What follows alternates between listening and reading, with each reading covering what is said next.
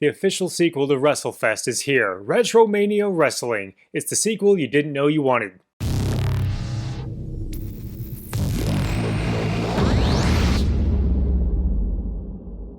So before I get started with this review, I'm going to preface it by saying a couple of things.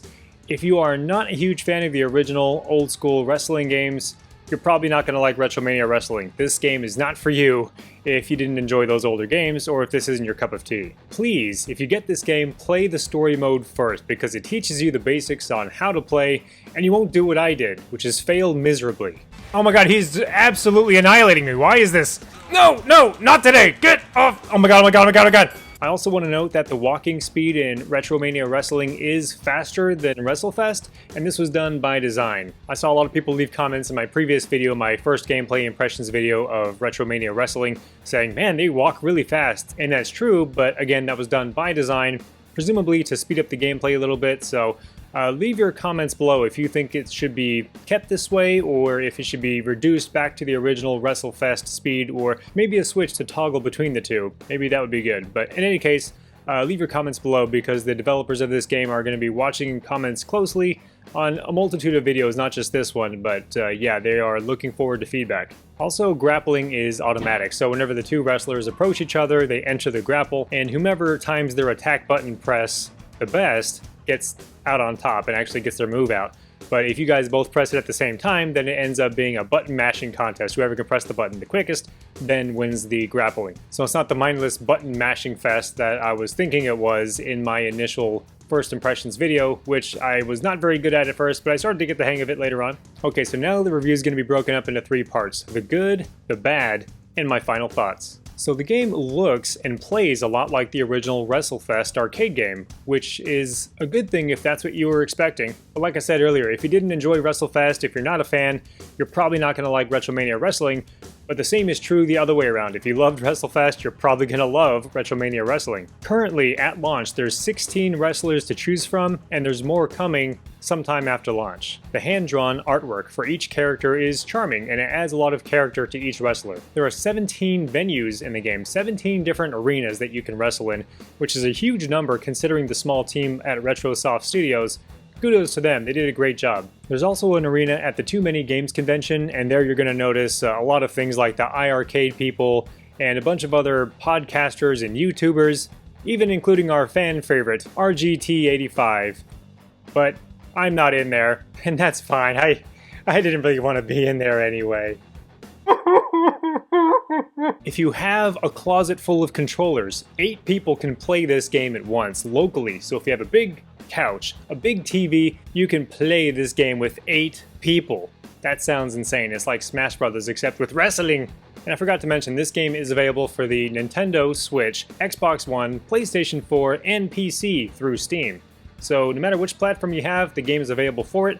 And as far as I know, it's identical on each platform as far as performance and graphics go. Before each fight, the announcer comes on and actually announces the wrestlers that are involved, the type of match, and if there's a time limit or not. So no matter what you choose to fight or wrestle in, the announcer will announce it accordingly, which is really cool. There's also a ton of different modes, which is really surprising to me because WrestleFest was just like a quarter muncher. You put in your quarters and you had like the solo battle. I think you had Royal Rumble, and I think that was about it. It was very basic, but it was an older arcade game, so there wasn't really a lot of different modes you could play, which makes sense. But of course, RetroMania Wrestling being a console game, they had to take it up a notch and add a bunch of different modes, and they didn't disappoint. The main mode is Story Mode, which again, I highly recommend you play first because it teaches you the basics on how to play. In the Story Mode, you use Johnny Retro, and you're basically going back to greatness. He was somehow out of it and like in the hospital, now he's trying to like build his strength back and get back up to the top, and you're kind of following that storyline.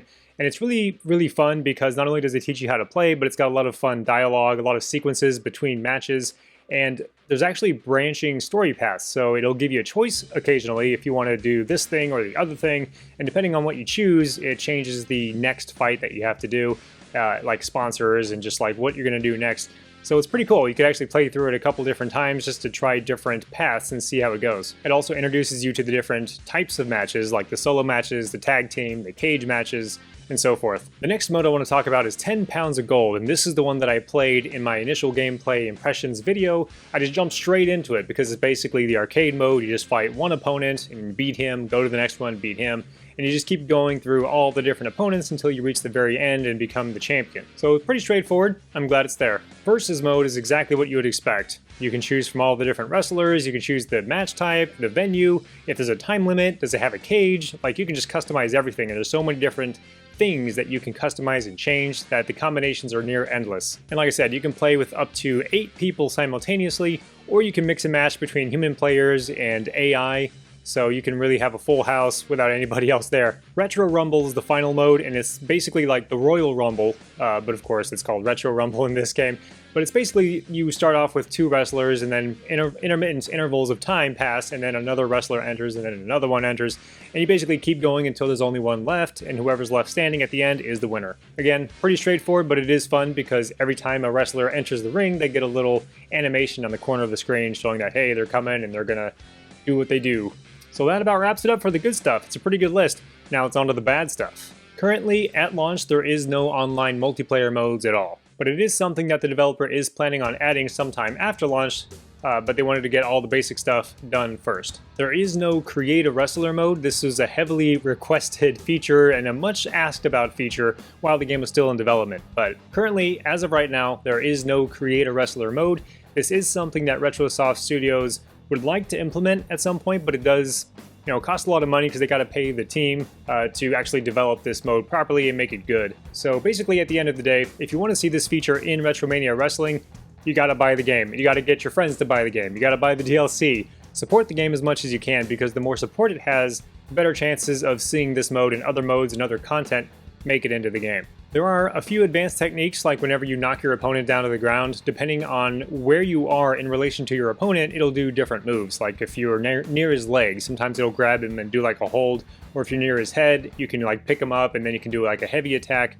So there are different advanced techniques that you can do in the game, but the game doesn't really teach you how to do these things. You basically learn them as you play, which is cool in a sense, but at the same time, I kind of wish I knew everything I could going into it, so I wasn't going in with a half deck. I had my full set going in. That's kind of what I was hoping for. So the game lacks a full-on tutorial mode that goes over everything, like beginner, intermediate, and advanced techniques. I would love to see that, just to see exactly what I'm missing, because I did learn a lot, but I'm sure I don't know everything. And that about does it for the bad stuff. There's really not a lot there, so I would say that at the end, I would give it an 8 out of 10, a final score of 8 out of 10 as it currently stands, because of the negative things, the few negative things that I did mention that kind of drops the score down a little bit. 8 out of 10 is still a very respectable score, and it could go as high as 9 out of 10 if they just fix the things that I mentioned, adding the multiplayer, adding more content, things like that. If they can just implement that in some way, shape, or form, it might even bring it up to a 9 out of 10. It's a great game. But again, if wrestling or the classic wrestling games aren't your thing, you're definitely not going to rate the game as high as I'm saying here. If you're like a turn-based strategy guy, this is not the game for you. And I do want to give a shout out to RetroSoft Studios, because they did provide me the copy of RetroMania Wrestling, which is why I was able to get a video out so quickly and actually get some hands-on with it. I can tell that a lot of love and a lot of work went into the game to make it look and feel as authentic as possible. It actually legitimately feels like a true official sequel to WrestleFest, and that's not just a marketing term. It definitely feels really great, even better than WrestleFest in that aspect. It's just a better, well put together game, well-rounded, got lots of features, lots of venues.